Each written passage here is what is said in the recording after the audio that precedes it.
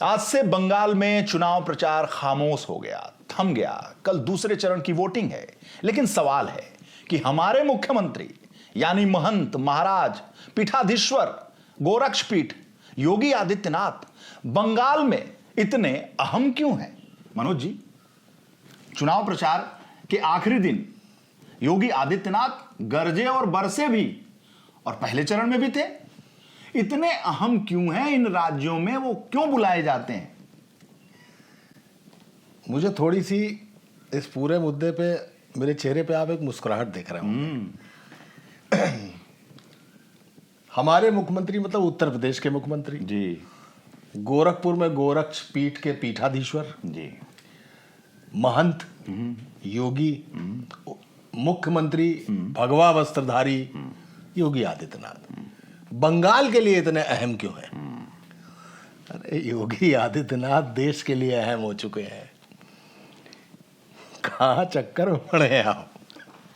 हमने तो उल्टा ही सवाल पूछ दिया। बंगाल के लिए क्यों अहम हैं, और आपने कहा कि देश के लिए अहम हो चुके हैं। देश के लिए इसलिए अहम हो चुके हैं, मेरा मतलब जब मैंने देश कहा तो भारतीय जनता पार्टी के लिए वो देश के लिए इतने क्यों अहम हो चुके हैं। अमित शाह को दिक्कत है कि मैं प्रधानमंत्री बनूंगा या योगी आदित्यनाथ बनेंगे, तो कहाँ के बनेंगे? कहाँ की चिंता है? देश के प्रधानमंत्री। सारा झंझट उत्तर प्रदेश बनाम दिल्ली, लखनऊ बनाम दिल्ली क्यों चल रहा है 5-7 साल से? योगी आदित्यनाथ ने अपना कद बड़ा कर लिया है, अहम चेहरा हो गए हैं। मोदी के बाद अब कहीं भी जाइए योगी योगी योगी चल रहा है, और ये बात सेंट्रल को खलती है। हालांकि अभी नितिन नवीन ने एक बात कही है, जो अध्यक्ष बने हैं, उन्होंने एक बात बहुत अहम कही है कि 2027 का चुनाव भारतीय जनता पार्टी उत्तर प्रदेश में योगी आदित्यनाथ के चेहरे पर लड़ेगी, जबकि 2022 में चेहरे पर नहीं लड़ा गया था चुनाव। 17 में तो सवाल ही नहीं था। मैं फिर कह सकता हूं एक बात, नितिन नवीन ने लाख कहा हो, कभी किसी चैनल का माइक लगा हो तो केशव मौर्य जी से अगर ये सवाल पूछा जाए तो कहेंगे माननीय मोदी जी के नेतृत्व में चुनाव लड़ा जाएगा, उनके चेहरे पे लड़ा जाएगा। अच्छा सर, क्यों ना कहें, क्यों ना कहें? उसी केशव मौर्य के नेतृत्व में यूपी में 2017 का चुनाव हुआ और भारतीय जनता पार्टी ऐतिहासिक अविस्मरणीय सफलता की तरफ बढ़ी और सरकार बनी। और बनते बनते केशव मौर्य मुख्यमंत्री नहीं बन पाए, नहीं हो पाए। पार्लियामेंट में टीस है, बेहोश हो गए। जैसे ही अमित शाह जी ने कहा पार्लियामेंट से बहुमत में भारतीय जनता पार्टी, और पत्रकारों ने, जिसमें मैं भी शामिल था, पूछा अमित शाह जी से कि यूपी का मुख्यमंत्री कौन बनेगा? बोले जिसे केशव जी चाहेंगे वो बनेगा। खेल खत्म। केशव जी की मौजूदगी में जिसे केशव जी चाहेंगे वो बनेगा। केशव जी की तबीयत खराब, राम मनोहर लोहिया हॉस्पिटल में केशव जी भर्ती, पल्स ऊपर नीचे। आखिर होना क्यों नहीं चाहिए? प्रदेश अध्यक्ष है व्यक्ति, बिल्कुल, तो वो क्या मुख्यमंत्री के लिए दावेदार नहीं है, या उसकी महत्वाकांक्षा नहीं है, या महत्वाकांक्षा होनी गलत बात है? काबिल व्यक्ति को महत्वाकांक्षी होना कोई गलत बात तो है नहीं, और केशव जी की योग्यता पे कोई सवाल भी आप नहीं खड़ा कर सकते। तो आपने कहा ना कि उनके मुंह पे माइक लगाया जाए तो कहेंगे कि माननीय प्रधानमंत्री। मैं और भी नाम लेने वाला था, केशव मौर्य के अलावा ब्रिजेश पाठक भी कहने वाला था, मैं केशव मौर्य के अलावा दिनेश शर्मा भी कहने वाला था, मैं केशव मौर्य के साथ साथ और जितने महत्वाकांक्षी लोग हैं मैं उन सब का नाम लेने वाला था। ठीक है, आपने केशव मौर्य जी पे उस बात को रोका, तो केशव मौर्य जी की क्या है, महत्वाकांक्षा बनती है। थंपिंग मेजॉरिटी से वही लाए सरकार, वही मतलब सरकार जो आई उन्हीं की अध्यक्षी में आई, लेकिन क्या मोदी का चेहरा नहीं था? मोदी का ही चेहरा। 2014 का चुनाव पहली बार मुसलमानों के बिना आजादी के बाद एक पहली सरकार बनी। मोदी जी का चेहरा तो 3 साल बाद दूसरा चुनाव। बीजेपी के लिए ईश्वरीय चेहरा है, ईश्वरीय चेहरा हो गया, बन गए।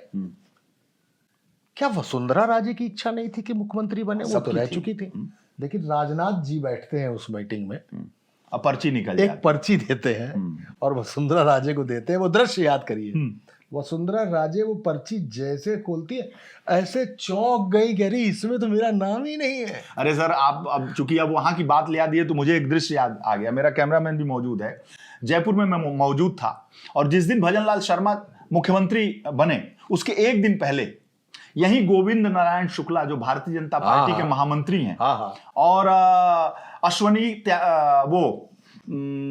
अरे भूपेंद्र चौधरी जी के बहुत खास हैं, हाँ त्यागी समाज से। हाँ। नहीं, अभी देख लेते हैं सर, मामला गड़बड़ा जाएगा ना, लोग कहेंगे कि बड़े अज्ञानी लोग बैठे हैं। अश्वनी त्यागी का नाम याद रहता है ना? लोगों के कहने में बहुत जाया मत करिए। नहीं सर, बस बसंत त्यागी। बसंत त्यागी लोगों के कहने में बहुत जाया मत नहीं करिए सर, थोड़ा सा मतलब एथेंटिसिटी के लिए बसंत त्यागी वहां पर कामकाज देख रहे थे। तो गोविंद शुक्ला जी ने मुझसे कहा कि मैं इंटरव्यू कर रहा था सब घूम घाम के, तो इन्होंने कहा बसंत त्यागी जी और गोविंद शुक्ला जी साथ ही थे।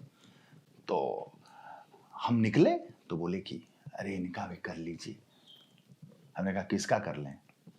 बोले ये विधायक का चुनाव लड़े हैं। तो हमने कहा क्या नाम है इनका? बोले भजनलाल शर्मा जी हैं। तो हमने कहा विधायक हैं ये? नहीं विधायक नहीं है, चुनाव लड़े हैं। तो हमने ऐसे हाथ दाबा, हमने कहा कहाँ समय बर्बाद करेंगे गोविंद जी, आगे बढ़ने दीजिए, किसी विधायक का करने दीजिए। और उसके बाद इंटरव्यू मांगा और इंटरव्यू उसकी भी कहानी है। जैसे ही पर्ची खुलती है, राजनाथ सिंह जिस होटल में थे वहां भी हम लोग थे, फिर गए, जैसे ही पर्ची खुलती है भजनलाल शर्मा, मेरे पास ऑफिस से फोन आया, नीरज पांडे हमारे सहयोगी वो वहां मौजूद थे और अंदर थे, मैं बाहर था। फोन आया कि अरे भजनलाल शर्मा के घर जाओ वीरेश, घर जाओ। एबीपी में था मैं, तो मैं आपके मन से आई हुई है, अरे मर जाओ। जब इंटरव्यू के लिए गोविंद शुक्ला कह रहे थे तब इंटरव्यू में आप कह रहे घर जाओ। अब मैं बड़ा संकट में, हमने कहा जो यार कल ही कर लिया होता। हाँ, कर ना पाया मैं। अब मैं पूछूं कि भजनलाल शर्मा कहाँ रहते हैं? बोले कौन? वहां पार्टी कार्यकर्ता पूछे कहाँ रहते हैं? कौन भजनलाल शर्मा? अरे वो भजनलाल शर्मा। अरे वो मुख्यमंत्री हो गए। अरे 10 आदमी से पूछा तो किसी ने बताया कि एक अपार्टमेंट में रहते हैं। तो मैंने कहा अपार्टमेंट का लोकेशन दे दो। अरे बोला वहां जाइएगा, थाने होने जाइएगा, मुख्यमंत्री बन गए होंगे, आपको पता चल जाए। भागते मैं पहुंचा, किसी तरीके से देखा, पुलिस पहुंची, अपार्टमेंट में रहते थे सबसे ऊपर। नीचे हम लोग तब तक ढोल नगाड़ा बज रहा था और तब तक पुलिस वाले झकझका के वहां पहुंचने वाले थे। हम लोग भी बड़े खिलाड़ी, हमने अपार्टमेंट में दूसरे अपार्टमेंट से घुस के, क्योंकि वहां पुलिस रोक दी, लिफ्ट से चढ़े उस छत से, और उस छत से जाके उनके पेंटा हाउस में घुस गए और जाके वहीं बैठ गए। पता चला कि वहां विधायक दल की बैठक दल में भजनलाल शर्मा जो है मुख्यमंत्री का उम्मीदवार हो गए, और उसके बाद अब आएंगे और अपनी सपत्नीक जाएंगे मंदिर में पूजा करने। हमने यहीं घात लगा के बैठ गया, उसके बाद बच्चे का, बीवी का, सबका कर डाला, करके भेज दिया। अब बाकी चैनल वाले नीचे, तब तक पुलिस बढ़ती गई, रोक दिए गए। और जैसे ही भजनलाल आए पत्नी को लेने, मैंने रेल दिया माइक। उसके बाद धड़ाधड़ मारा। तो ये है भजनलाल कहानी। और हम लोग अभी योगी जी पे थे। मंदिर की बात से याद आया, मंदिर तो मनोज सिन्हा भी गए थे। हाँ। लेकिन वो बनने के बाद गए मंदिर, वो पहले ही चले गए थे। नहीं मतलब अंदर तय हो चुका था। हाँ। मीडिया के सामने मनोज सिन्हा को घोषित नहीं किया गया। मतलब भाजपा का ये चक्रव्यूह है। तो उन्होंने जाके वहां प्रणाम किया, माथा टेका। हाँ। ठीक है, कोतवाल महाराज से लेके सब जगह उन्होंने जाके माथा टेका। लेकिन बताइए, भारत देश का सबसे बड़ा देश उत्तर प्रदेश के मुख्यमंत्री होने जा रहे थे, गए कहाँ? ये हंसी वादियां, ये खुला आसमान, आ गए हम कहाँ? सीधे कश्मीर के राज्यपाल।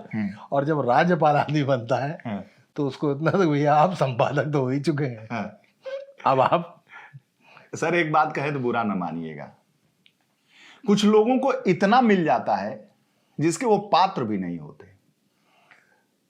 अब हम भी एक बात कहें तो आप बुरा मत मानिएगा, कल्याण सिंह जी ने राष्ट्रीय क्रांति पार्टी बनाई, अटल जी से टसन हुई, पार्टी छोड़ी, नई पार्टी बनाई, फिर मुलायम सिंह के साथ विलय हो गए, विलय होने के बाद फिर टूट गए, फिर भाजपा में आ गए, भाजपा में आए और भाजपा में आने के बाद मोदी ने उनको गवर्नर बना दिया, वो गवर्नर बने रहे, गवर्नर से जब फिर लौटे तो फिर भाजपा में शामिल हो गए। एक संवाददाता, तो ये राजनीतिक महत्वाकांक्षाओं की सर मेरा थोड़ा सा इस पे आपसे वो थोड़ा सा मतलब मतभेद है। मतभेद है। जैसे कल्याण सिंह की आपने उदाहरण दिया, कल्याण सिंह शर्म, संवैधानिक पद के बाद अगर कोई व्यक्ति लौटकर फिर किसी पार्टी में आता है, हाँ, तो उसके उस पद को संशय की नजर से नहीं सर, अब समझिए, देखिए अब मैं आप उनका नाम बताइए मुझे। मैं एक इसी का एग्जांपल दे रहा हूं सर आपको, छोटा सा।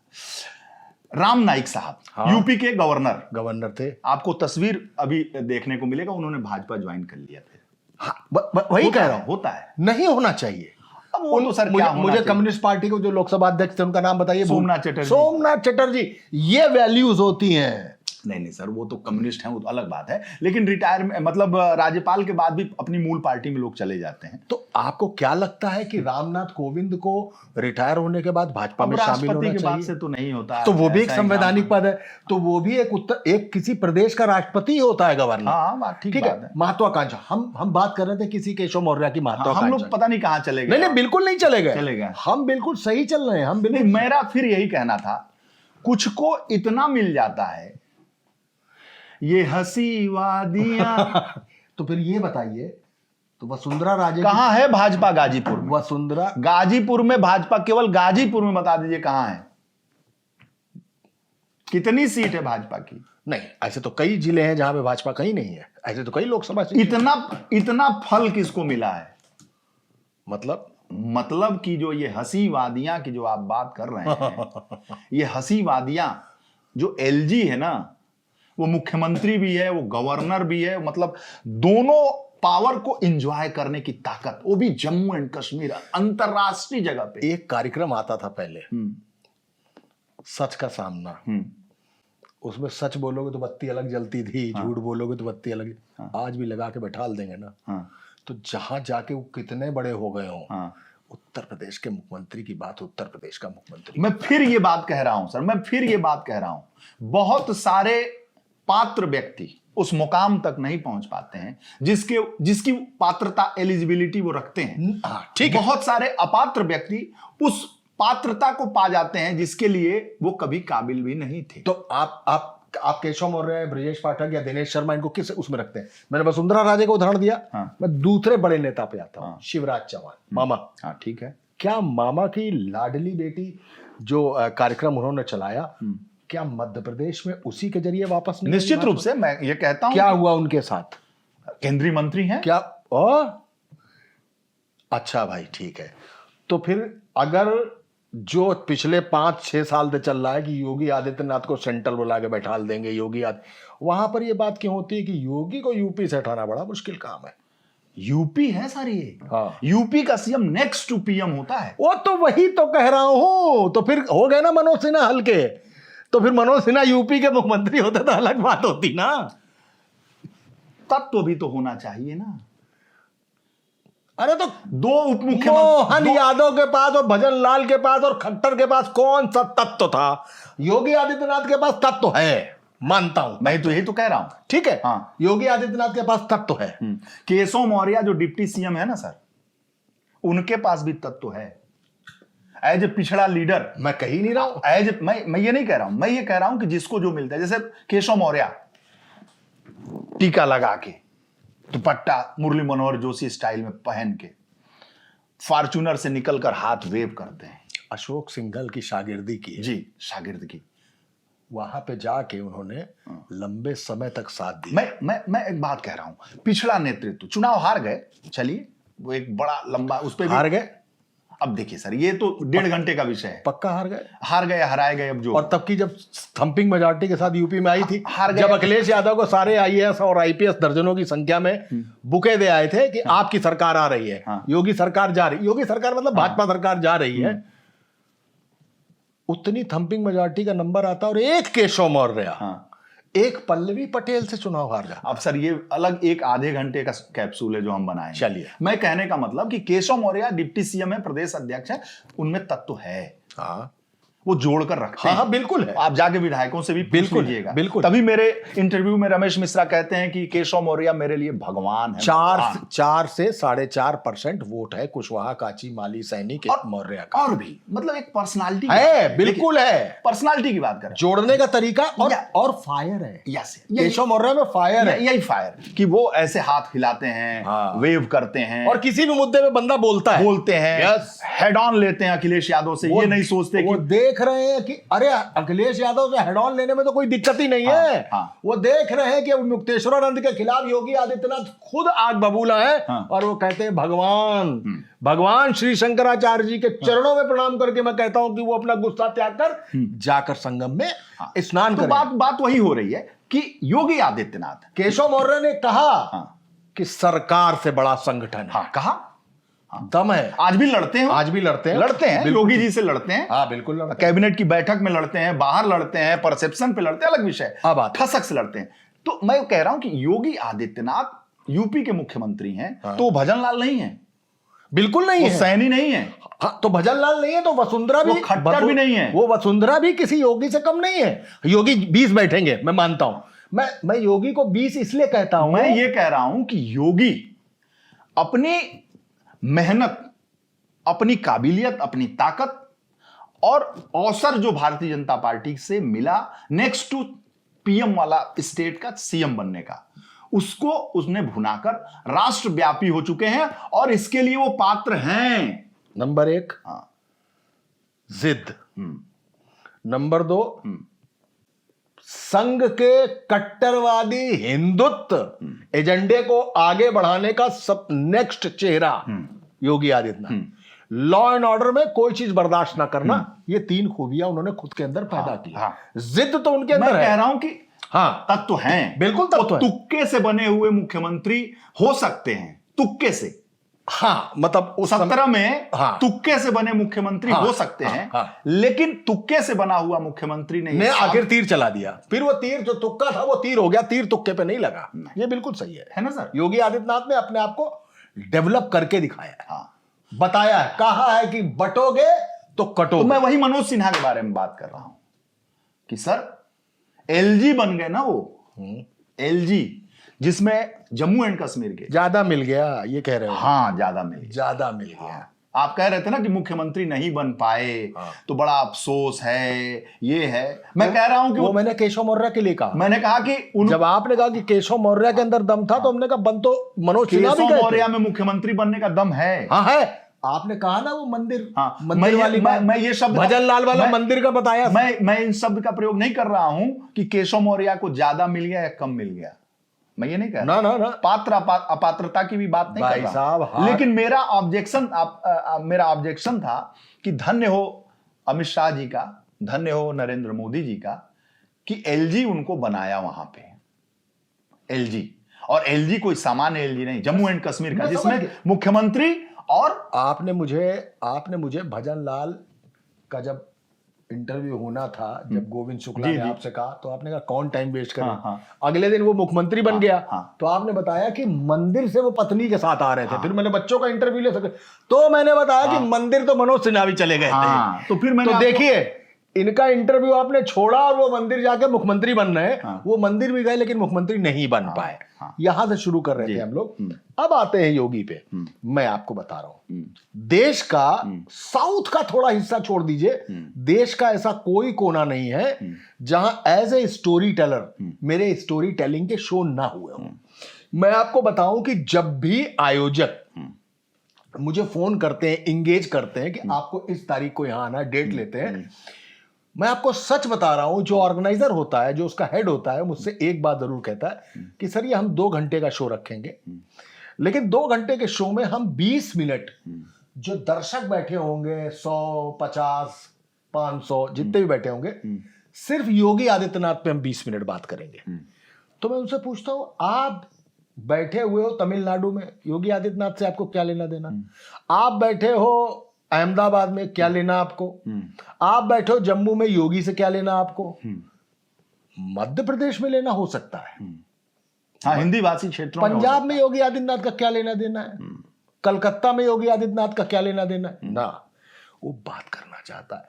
मैं आपको ये उदाहरण सिर्फ इसलिए बता रहा हूं कि योगी आदित्यनाथ के बारे में he is talk of the town and town is like a nation. वो उस तरीके से इसलिए योगी आदित्यनाथ आज बंगाल में जरूरी है, जहां से हम शुरू हुए थे। जी। आपने बताई बात, यही स्थिति किसी भजन लाल, किसी केशव मौर्य, किसी मनोज सिन्हा या 17 में योगी की भी यही थी। अरुण कुमार एक आईपीएस थे, याद है आपको? हाँ, जिन्होंने निठारी, STF, आरुषि और STF वाला, एसटीएफ के पहले एसएसपी वही थे, ठीक है जी जब श्री प्रकाश को मारा जी गया। जी। वो कानपुर में तैनात थे बतौर एसएसपी। संघ के एक बहुत बड़े नेता कानपुर में आके सर्किट हाउस में रुके हुए थे।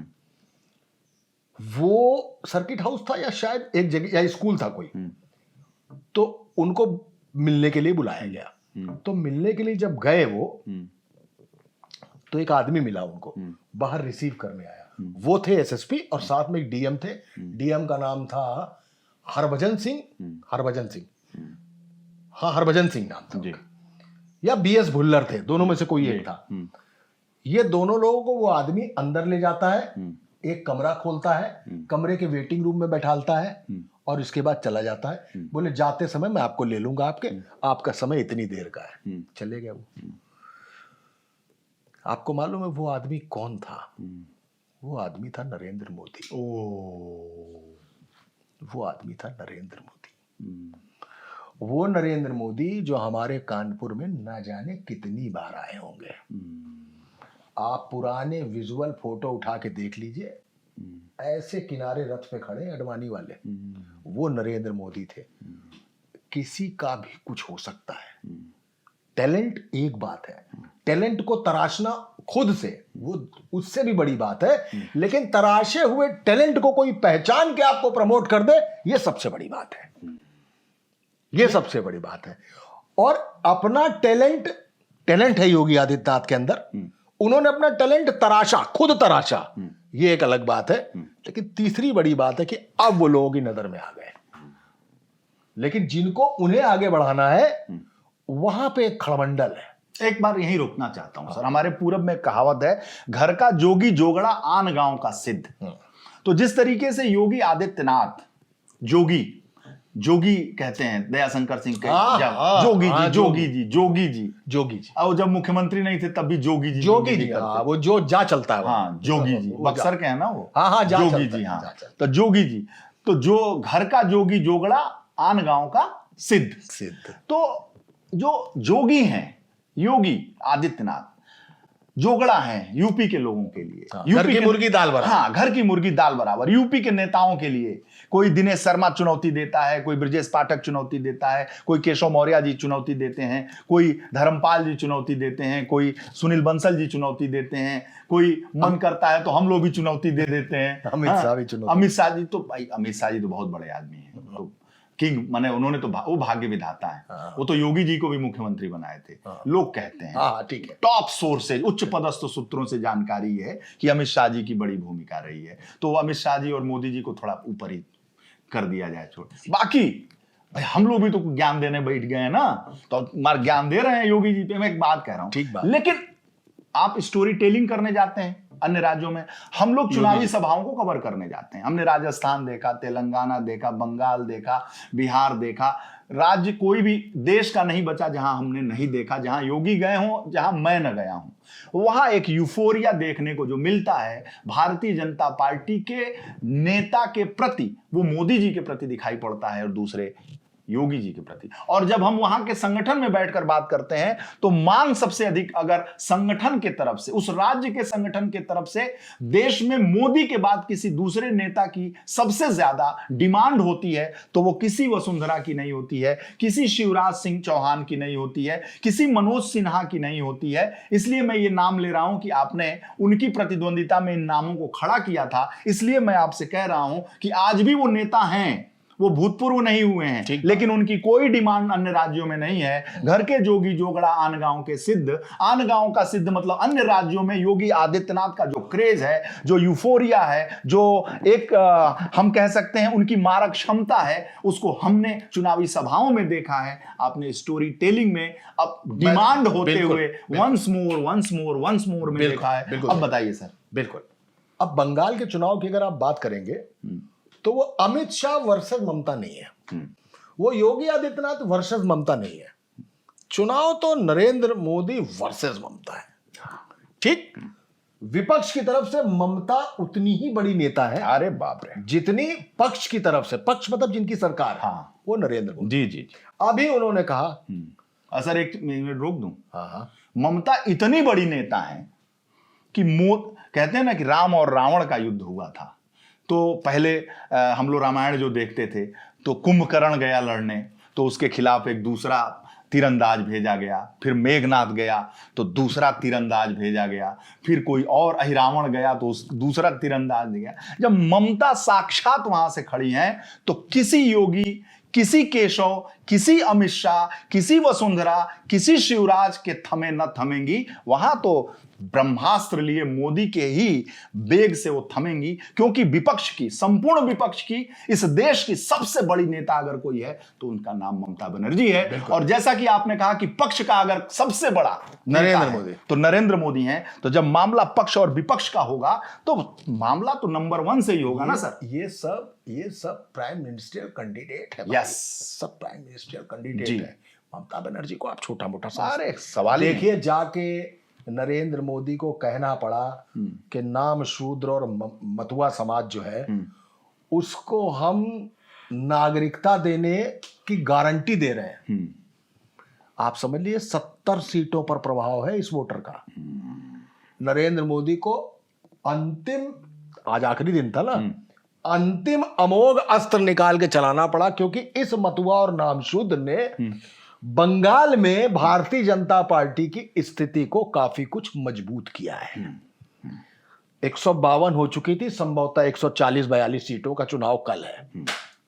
और एक काम नरेंद्र मोदी ने और किया है, बोले सभी बांग्लादेशियों से या घुसपैठियों से इतना मौका दे रहा हूं कि अभी छोड़ दो बंगाल, 4 तारीख के बाद मैं नहीं छोड़ूंगा तुमको। आप समझ रहे हैं? वहां सीआरपीएफ पुलिस को, वहां की जो लोकल पुलिस है, उसको बूथ से 100 मीटर डायमीटर में अंदर जाने की इजाजत नहीं है। नहीं जाएंगे आप। ठीक, सारा कंट्रोल सेंट्रल फोर्सेस ने ले रखा है। एसआईआर का अपना एक काला बादल छाया हुआ है। इन सारी चीजों को लेते हुए बहुत रेपुटेटेड चुनाव है। बंगाल का चुनाव तो आप ये मान के चलिए कि उत्तर प्रदेश चुनाव के पहले का सुपर सेमीफाइनल है। उत्तर प्रदेश रंग लाएगा चुनाव, बंगाल का नतीजा यहां उत्तर प्रदेश के लिए। इसको फिर मैं रोक के एक बात कहता हूं अपने देहाती शब्दावली में। आप रोकते बहुत हैं सर, आखिरी और हम ना रुके तो? अरे सर, कौन रोक सकता है आपको?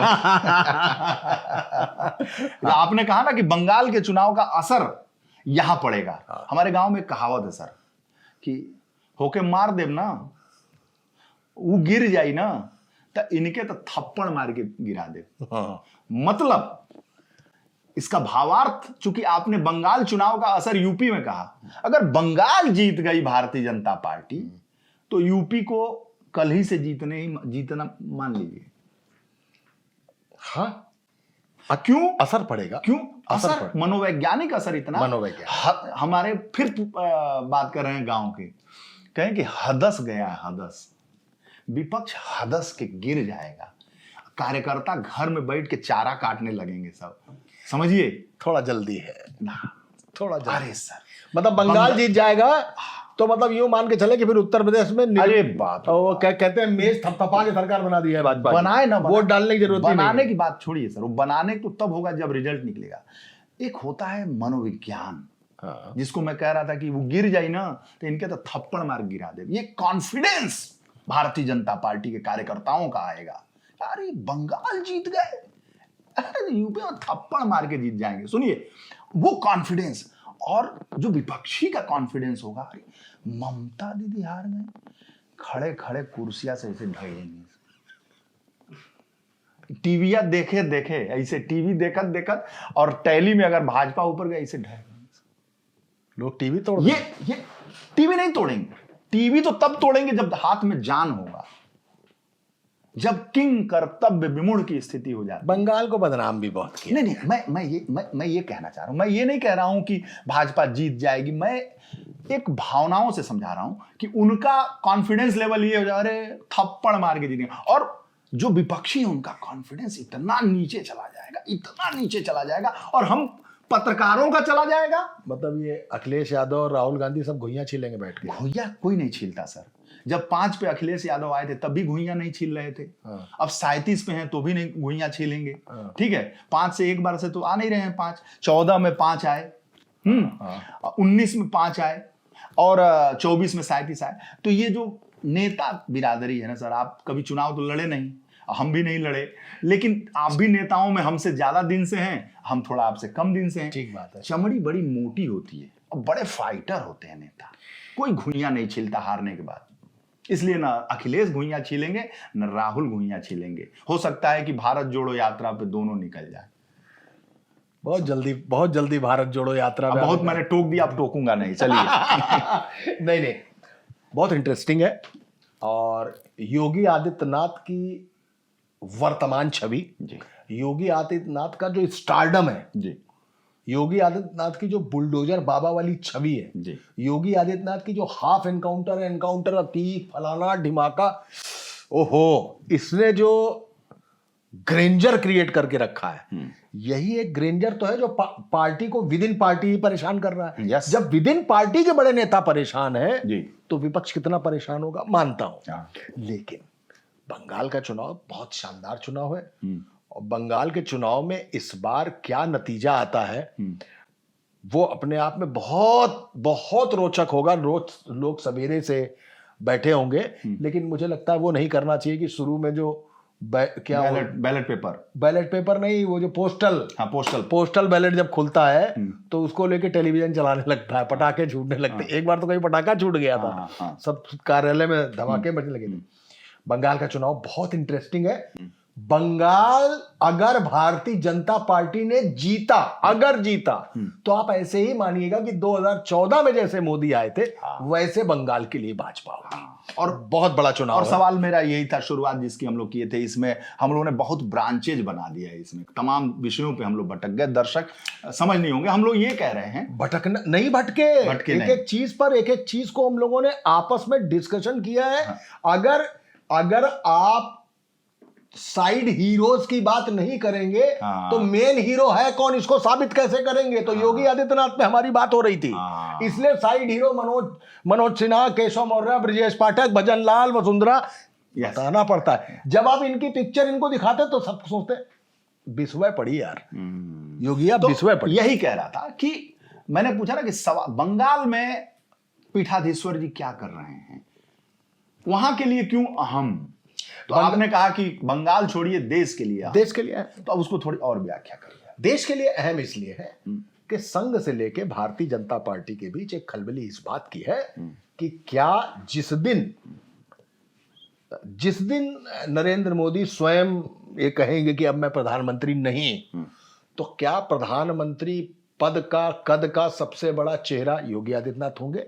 इस बात की चर्चा है। अमित शाह नेचुरल चॉइस हो सकते हैं क्योंकि अमित शाह के अंदर बहुत जबरदस्त मैच्योरिटी है, और कितने भी बड़े बड़े मामले रहे हो, अरे मल्टीटास्किंग, कितने बड़े, चाहे 370 हो, महिला आरक्षण हो, सीए, हर मामले में सदन के अंदर नरेंद्र मोदी ने नहीं, अमित शाह से करा, सदन के अंदर, सदन के बाहर। इसके बीच में धीमे धीमे आप गौर करिए, भारतीय जनता पार्टी के अंदर एक नया नाम खड़ा किया जा रहा है, उसकी फोटो वायरल की जाती है, हेमंत बिस्वा शर्मा।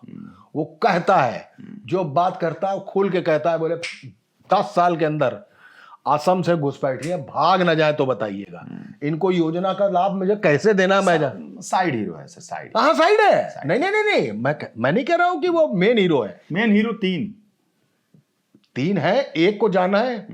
एक जब कहेगा मैं प्रधानमंत्री नहीं रहना चाहता तो 2 बचेंगे कंटेंडर। हाँ। उसके बीच मैं क्या कह रहा हूं, पॉलिटिक्स है सर। आप ये समझिएगा कि पक्ष और विपक्ष में ही पॉलिटिक्स होती है। विद इन पार्टी पॉलिटिक्स सबसे खतरनाक होती है। उस विद इन पॉलिटिक्स में एक नेता दिल्ली खेमे से खड़ा किया जा रहा है, उसका नाम है हेमंत बिस्वा शर्मा, और उसकी भी छवि बनाई जा रही है एंटी मुस्लिम। जी जी जी, बात समझिए। हाँ हाँ। और योगी आदित्यनाथ की भी क्या छवि है, एंटी मुस्लिम, ध्रुवीकरण कराने वाले नेता। अब आते हैं अपने अंतिम छोर पर, अंतिम पड़ाव पर आते हैं। इसलिए योगी आदित्यनाथ बंगाल में भी शूट करते हैं, क्योंकि ममता बनर्जी को सबसे बड़ा वोटर उनका मुसलमान है, और ममता बनर्जी मुसलमानों के दम पर ही सबसे ज्यादा चुनाव लड़ रही हैं, जीत रही हैं। यानी ध्रुवीकरण है। वही ध्रुवीकरण अपने साथ झोले में लेकर चलते हैं योगी आदित्यनाथ। वो सीधे हिंदुत्व की बात करते हैं। आप देख लीजिए, उनकी तो पोशाक भी बताती है उनको हिंदुत्व। उनके हिसाब से हिंदुत्व की बात करना कोई गलत भी नहीं है, तो वो हिंदुत्व की बात करते हैं। ममता मुसलमान की बात करती है। खुद राहुल गांधी ने कह दिया ये बात। राहुल गांधी ने भी कह दिया कि ममता अगर ध्रुवीकरण के चक्कर में नहीं फंसती तो बंगाल का ये हाल नहीं होता, जबकि दोनों एक जगह आके इंडी गठबंधन भी है। इन सारी चीजों से योगी आदित्यनाथ की वहां प्रयोग जो है उनका, वो बिल्कुल बेहतरीन है। और योगी आदित्यनाथ, जहां से हमने शुरुआत की थी, कि इसलिए है क्योंकि अब लोग भी देख रहे हैं योगी आदित्यनाथ को, जो हिंदुत्ववादी, सॉफ्ट हिंदुत्व नहीं है वो। अटल जी थे सॉफ्ट, अडवाणी हार्ड। अडवाणी आए और नरेंद्र मोदी चले गोधरा वाली। अडवाणी सॉफ्ट लाइनर हो गए, मोदी हो गए। आज मोदी सॉफ्ट लाइनर, योगी हार्ड लाइनर। ये है। इसलिए योगी नंबर 1 पे चल रहे हैं। जो हिंदुत्ववादी वोटर है, जो कि कहता है कि हमको पेट्रोल कितना महंगा हो जाए, रोजगार मिले चाहे ना मिले, हम तो भैया भारतीय मोदी को ही वोट देंगे। कल यही कन्वर्ट हो गया तो ये योगी को वोट देगा। उनके लिए योगी इंपॉर्टेंट है। प्लस संघ और भाजपा की पॉलिटिक्स में अगर उनको अपना हिंदुत्व का एजेंडा ऐसे ही, वो भी कट्टरवाद हिंदुत्व का एजेंडा ऐसे ही आगे बढ़ाना है, तो अब उनको योगी आदित्यनाथ सूट कर सकता है। इसलिए अहम है। इसलिए अहम है। बहुत बहुत धन्यवाद।